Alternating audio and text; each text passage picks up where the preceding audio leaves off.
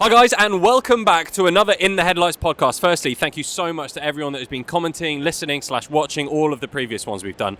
The feedback has been amazing. We've been talking to rally drivers, we've been talking to the pigeon that is Archie Hamilton. We had an amazing in-depth chat with Paul Wallace, which I thought was so good. The pigeon. The pigeon. I know he hates me calling that, but that's his name, that's his nickname, so there we are.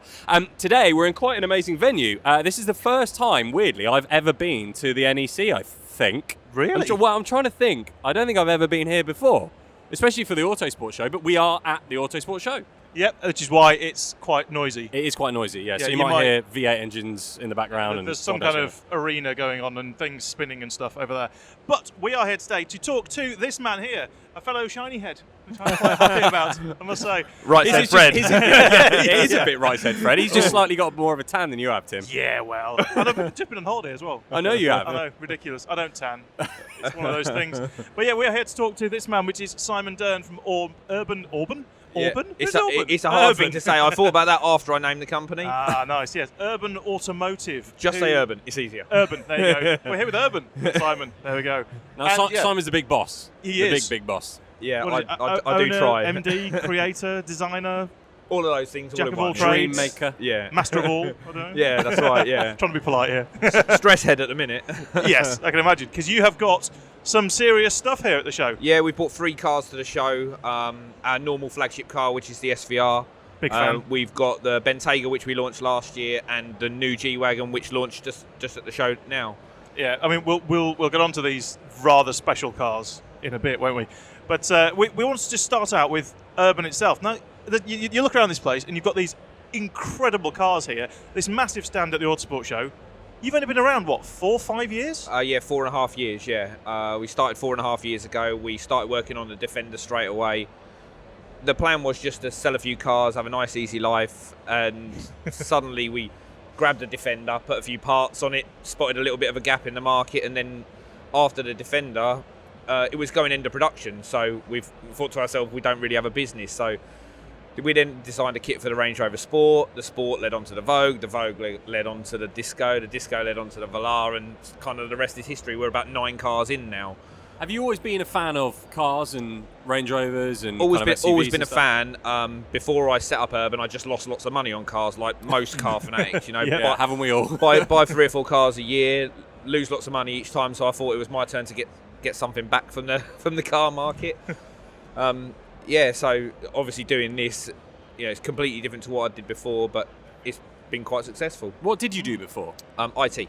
Okay, so you did IT and now you're working in cars? Yeah. Wow, okay, it's a slight jump, I suppose, into something different. So cars are obviously quite a big passion for you. Yep. And some of you thought, well, if I can make this part of my life, it'd be amazing. As you say, earn a few quid from doing something that you enjoy. The initial thought was basically, when I used to buy cars from dealers, I didn't really get what I wanted. You go into a dealer and there'll be a limited set of options, and it was always the flagship things that you wanted to do were obviously really, even though they were individual, they were quite restrictive. So if you went into a dealer and said, I want it with, in a particular colour paint, you'd have to wait an extra 6 to 8 months. You couldn't order specific options, and you were still, there was still a call for someone that did aftermarket products that were quite accessible quite quickly. With the main manufacturers, each manufacturer's got their own division, like Land Rover got SVO, BMW got individual, etc., etc. But we can obviously make and manufacture something quite quickly and change a product, on a penny. The G-Wagen come out 3 months ago, and we've already bought our kit out for it and, changed it completely. So I think it's our ability to react to the market that has made it so successful so quickly, And it was which car was the first car you worked on? Defender, yeah. So did you have already kind of a vision in your head of what you wanted the Urban Defender to look like? Yeah, I mean, at the time, obviously we had no investment to put money into tooling and making our own products, so I picked an array of parts that are available off the shelf, and as with any modification, you can see people get it right or wrong. Some people can put parts together and it just be a complete hash of parts, and it can't go, so I carefully picked parts. And we used to buy parts off the shelf, modify the cars, and our business model was always to sell whole cars and not just sell parts off the shelf to people. So when we put that together, it was quite a success. We got a good agreement with Land Rover, so we sold around 250 Defenders in the last 2 years of production. So we was producing quite a lot of Defenders. The look of our city sort of based Defender was quite popular during the run out. But obviously when that went end of life, we had to diversify because we wouldn't have had a business. So. Yeah, and I guess that's one thing that you had to do then, because the Defender is effectively just you can't do much visually in terms of new parts on it. You can't. You know, you've got the grille and all this kind of stuff. Going to the Range Rover Sport was obviously quite a big step. A huge step. Yeah, it was quite obviously with the Defender as we edged towards the end of production. We made our own grills, we made our own bumpers and our lights, and that was just us tinkering to start off with manufacturing. But when we moved to the Range Rover Sport, obviously replacement bumpers are a whole different kettle of fish. They're huge challenge.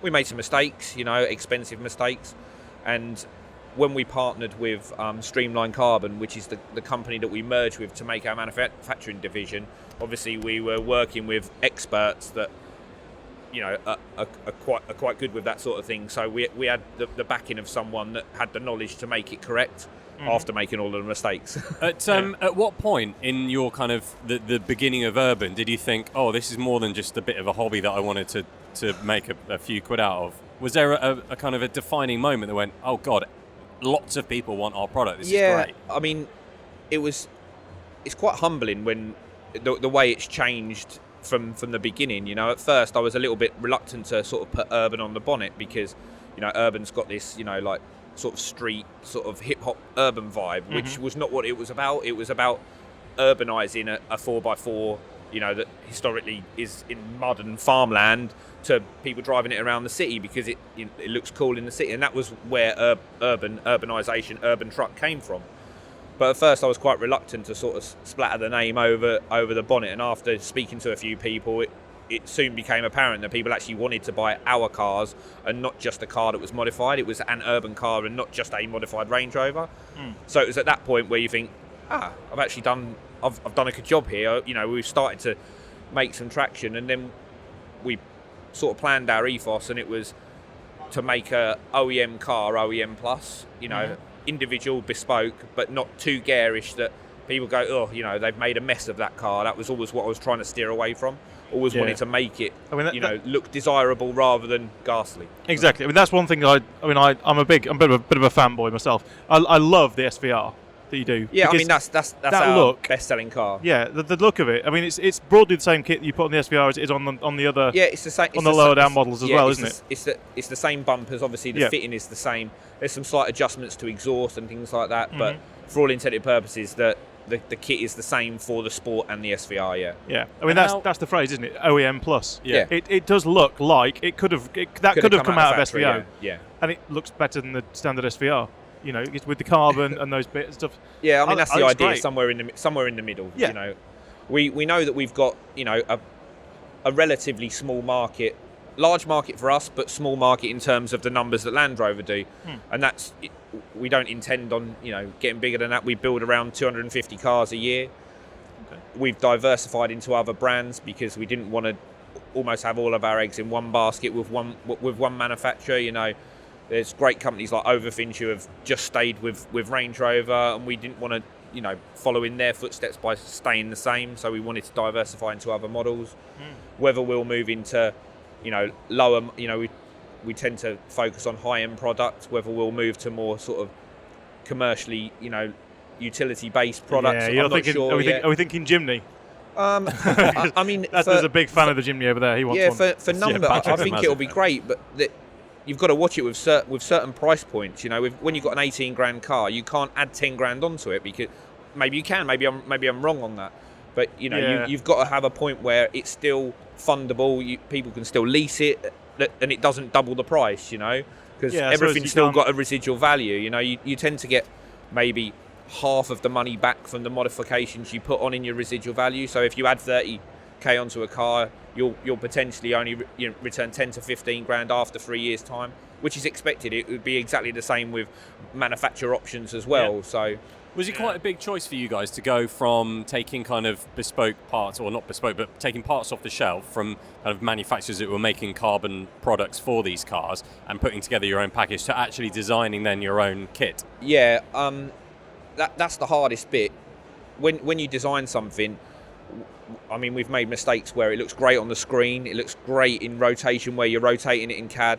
You'll spend £50,000 on cutting a pattern for a front bumper. You'll put it on the car and it sits 1 inch too low, and you're like, and you've got to start again. We made 50 grand we mistake, made some horrendous mistakes with the Velar, which were hugely costly, and we ended up scrapping the whole lot and redoing it again.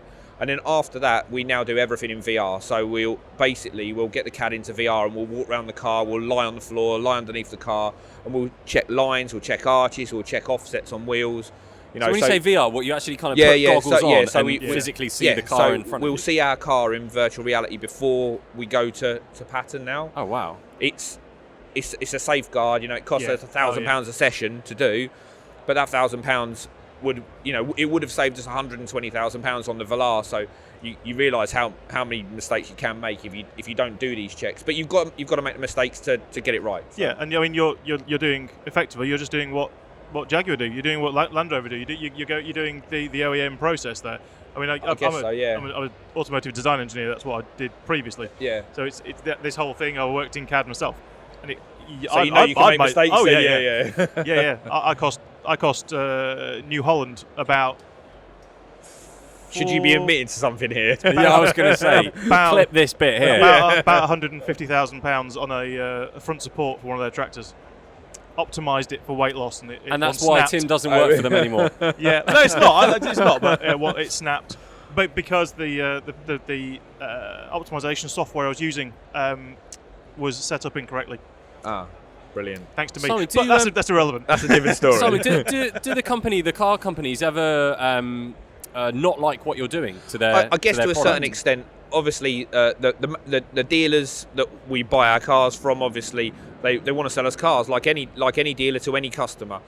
I guess the manufacturer, whilst we try and respect the manufacturer and the lines and their design and what we do, there must be an element that obviously they have their own divisions, and I guess the size of them, they're like oil tankers and they move slowly. We're like a small speedboat, so I appreciate it must be frustrating for some departments of some manufacturers. I choose my words carefully because I don't want to say anything derogatory, because of course. You know, we have to be respectful of the companies that we buy cars from. I was just thinking mainly because, say, you know, Range Rover they've got their brand, they've got their brand image, and then you guys come along and kind of create something that people are wanting. I wonder whether or not they say, "Oh God, should we be doing that? Should we be letting these guys do that?" I mean, is there anything to stop you guys from modifying cars? I guess not. I guess that, you know, at any point they could say, right, we're not going to sell any more cars to these guys. Right. You know, there's probably maybe 4 or 5 modifiers in the UK, and I guess the spend, our vehicle spend is probably £60 million upwards a year. Wow. So it does generate some revenue for them, whether that revenue is valued or unvalued. You'd hope so. I would hope so. And we try to, you know, bat with a straight bat. We try to do everything, you know, by the book. You know, we advertise as we're supposed to. You know, we build cars UK made, you know, with integrity and quality. So I'd like to think that if I could sit down and have a cup of coffee with one of the guys in any one of those departments, it could be a positive conversation rather than a negative conversation. You know. Yeah. I mean, you're not making shoddy back of a shop kits. I mean, these are people don't realise that they're carbon fibre. Yeah, everything we make is carbon fibre. They see all the grills are carbon, but the whole bumper is carbon. The whole bumper's carbon, and that's the same. And it's all made in the UK. All in the UK. Big fan of that. Yeah. Big fan of that. All in the UK. We've got 50 members of staff now, 22 in manufacturing, the rest across the fitting, install, and sales and marketing staff. When you first started, how many members of staff other than you? 2. Literally just 2 Yeah, of you. 4.5 years ago, there was 2 of us. And the plan, like I say, the plan was after doing 20 years in IT, it was just to have a nice, easy business, sell a few cars, play a bit of golf, and that went completely out the window. And I can see you've lost all your hair, Simon. Yeah, thanks. No, that was before that. Was way before that. Right. Yeah. That was the IT that did that to you. Yeah. Okay. And now here you are fitting out this ginormous new production facility with a coffee shop and a merch room and all that kind of stuff. We're just about to move into 30, after we put the new floors in, 36,000 square foot. So you're in Milton Keynes at the moment, Yeah. about 5 minutes. Tim and I have obviously been and seen you guys quite a few times. You're about 5-10 minutes drive from the train station in Milton That's Keynes. it, yeah. Where's your new facility? So new facility is about a mile round the corner. It's the ex-Coca-Cola facility. So it's quite a big, big sizable building. And we've changed that so We'll have a lot more on site. Our stores will be on site. We're installing 7 ramps. So it'll be a clinical fitting facility where people can come and see their car being built. So, they can call in at any time. We've always got an open door to customers. It's not like, you can't turn up until your car's finished. They can come, see the bumpers being put on, have a cup of coffee. We'll have a showroom there for, some of the finished cars that we get to produce, although most cars are normally sold before they get completed.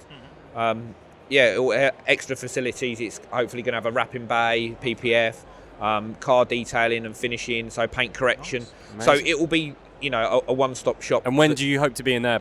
It was supposed to be in 3 weeks' time, but we're having a few broadband problems at the moment. A few broadband problems? Yeah. Coming from the IT background, I thought you'd be all over that. BT-based problems. Oh, right, okay. So hopefully, maybe we'll move production and installation in maybe 3 or 4 weeks' time, and then the people that need comms and sales will move in maybe 3 or 4 weeks later. So with the kits that you guys now obviously design and create yourself, how long is that process? So, for instance, the G-Wagen that's sat behind us, if you're listening to this, it's incredible, and just go onto Urban's website. I'm sure you'll see lots of pictures on their social media as well. How long does that take? So you get the G-Wagen in. Yeah. Do you physically have to have the car first? So we have to have the car. So we got, when did we get the first car, Sam? First G-Wagen? 3 months ago? Yeah, so 3 months ago, we always speak with the dealer and try and get an early car. Yeah. So we'll get a car, we'll strip it down, we'll scan the car inside and out, so you get the A side and the B surface. So when you say scan, that is physically like with an instrument that scans. Handheld scanner. So we'll get that into the CAD, and then our CAD guy will surface it. So he'll surface all of the surfaces on the car. Then from that, we'll create our designs, and we'll have regular design meetings once a week. That process takes normally around sort of 6 to 8 weeks, and then from then you've got about a month where we'll go to pattern, and the patterns will roll through, and we'll create the carbon molds from that pattern. So that was actually quite quick. Yeah, really. Yeah. I mean, 3 months ago, that G-Wagen was just a thought, Rolled thought in my head, yeah, and now it's there today. That's and incredible. Literally, the last part got bolted on as the transporter collected the car the other day. So. Wow. Amazing. And so it's not just the external modifications you do. You guys do a bit of internal stuff as well. Yeah, so we do internal leather trimming, internal carbon parts, carbon seat backs and things like that, sort of aesthetic things. We also do some engine tuning, exhausts. We partner with Miltech. Miltech manufacture all of our exhausts, again UK made. We try and keep everything, with the exception of our wheels, which are made by Vossen in the US. But we chose to partner with Vossen because they're like the number one in the world, market leader. So.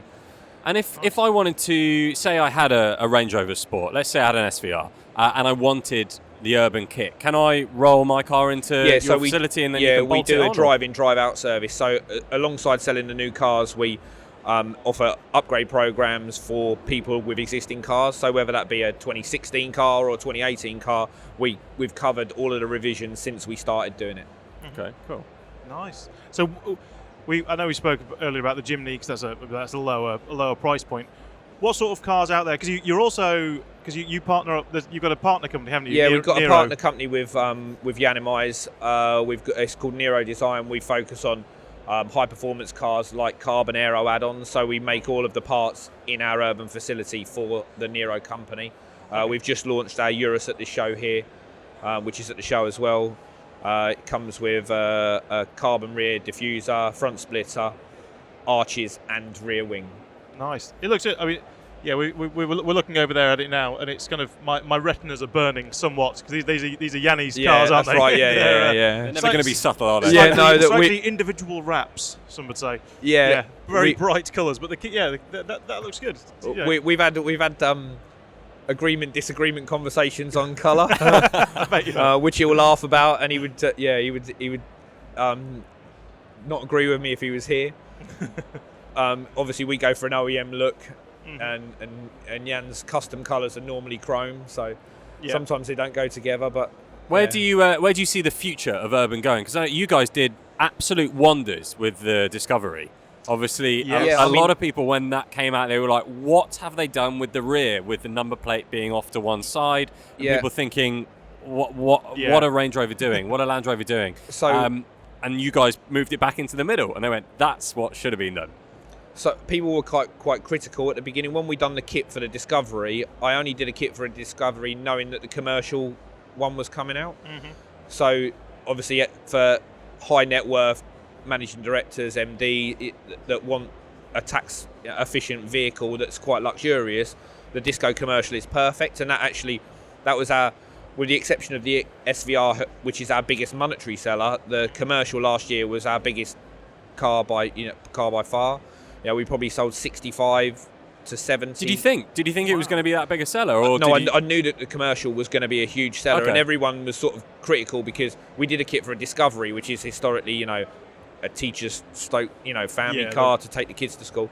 And I knew that when the Discovery Commercial come out, there would be a lot of clients that wanted something a little bit special that was fully rated for tax efficiency. So and then you now do a kit as well that converts it to have rear seats and things, don't you? That's right. Yeah. So that's clever. Yeah. Second row of seats, and obviously the rear number plate conversion that you mentioned. Yeah. And have you got your eye on anything else? Obviously, you've just done amazing work on the latest G-Wagon. Yeah. Anything else in your sights? Next will be the Continental GT. We're going to, in the urban range, we're going to do our first sports sort of coupe and convertible. Nice. Which will have the same flow as the Bentayga. So we're going to model it on a coupe version of the Bentayga, so it will get the same look but squatted in a coupe. So hopefully that will be as popular. The Bentayga. I love the Continental GT. I got to drive one for the first time a couple of weeks ago, and guys, you should definitely go and check out BOTB.com because they give away a car every single week. And the guy last week won a Continental GT W12, and I drove around in it, and it's like it's a wolf in sheep's clothing because you can waft about and you're like, I've got so much money when you sat in that thing. You just feel like you've got loads of money, even though literally I drove down the road and I think my bank account would have emptied in the fuel tank. But what's amazing is you're like, but I do need to overtake that car, and you go to overtake the car, and by the time you've realised what's happened, you've overtaken 5 cars. Yeah, it's the new one is a huge improvement on the last car. Yeah, it's very, very good, and it's agile as a GT, which historically was quite boaty in the last car. If I felt like I was in a sports car, which is really, really good. It's just trying to stop it. That's the hard thing. Yeah. It's got. I think if you have the carbon ceramics on it, they're the biggest brakes fitted to a production car. Yeah, they look like the size of a normal wheel. Yeah. Huge. They're like It needs I it. think they're 18 inch or something, which is mental for the size of a disc. Yeah. So have you already got a bit of a design of Yeah, I've got a design in my head. We've done some pre-planning on it, but because of the heavy investment in the last 2 cars, we're going to spend the first maybe 3 or 4 months of this year just knuckling down, selling the G-Wagon. We've got 3 or 4 orders since launch a couple of days ago. We've got a lot of kits that are going out to America to our US installers. So it will be a little bit of a recoup quarter before we invest. We'll maybe get it ready for Goodwood. It depends. But I promised look forward to myself. seeing you at Goodwood then. I promised myself I wouldn't put ourselves through the stress that we did with the G-Wagon, and then I'm just saying we might get it ready for Goodwood. Idiot. You heard it here. You heard it here. Well, I think you've done an amazing job with all the cars Thank you. you've got on show here. I mean, we love coming to see you, and I know a couple of people have won urban vehicles at BOTB.com. Link in the description. Unfortunately, those guys went for the cash alternative, so no one has yet come to collect a brand new urban car. It'll be nice. It'll be nice to hand one over. It'll happen. The cars are so popular. Everyone that plays BOTB.com loves it in our lineup, and we love putting it in, and we love coming to film the cars with you and stuff. So everything that you guys are doing, we think is great. And Tim's always texting me going, "Oh my God, look what they've done now!" When he sent me the picture of the G-Wagon, I was like, "Are you kidding me? This thing looks insane. It's what 700 horsepower." Yeah, 700 horsepower. That's mad. And I love the fact as well that if someone's gone out and bought a G-Wagon, let's say TGE for instance, he should definitely come and get an urban kit on it. He should roll the car straight into you guys and get the kit put on. But of course, as you say, he would want too much discount. Yeah, he probably would. Yeah, he's like, I'll do it for a video. Yeah, really. And I guess we wish you all the best in the future. Thank you very much. No, I appreciate it. It's great seeing you. We can't wait to see what you're going to have at Goodwood. Yeah. You said it, so you've got to get it happening now. Guys, thank you again for listening. Thank you again for watching if you are watching. And please do go and check out BOTB.com. The link is in the description below. You never know, I might be surprising you on Tuesday with your dream car. Probably an urban car. Yes, Definitely play for the urban. Go and check them out on the website. Thank you very much. Simon, thank you so much No worries, for coming pleasure. on. Enjoy the weekend. I know you're insanely busy, so thanks for spending half an hour with us. Yeah, it's No brilliant. worries. Thank you very much. And we'll catch Cheers. up with you soon. Cheers. Don't forget to like and subscribe. Sorry. Tim's got really into this whole YouTube I know, it's / podcast brilliant. thing. It's amazing. I can't believe I actually forgot my hoodie. I've got a hoodie in America that says influencer on it. It's absolutely hilarious. And on that note, that's what he thinks to that. Anyway, like on and that subscribe. note, cheers, guys. Bye-bye. Thank you.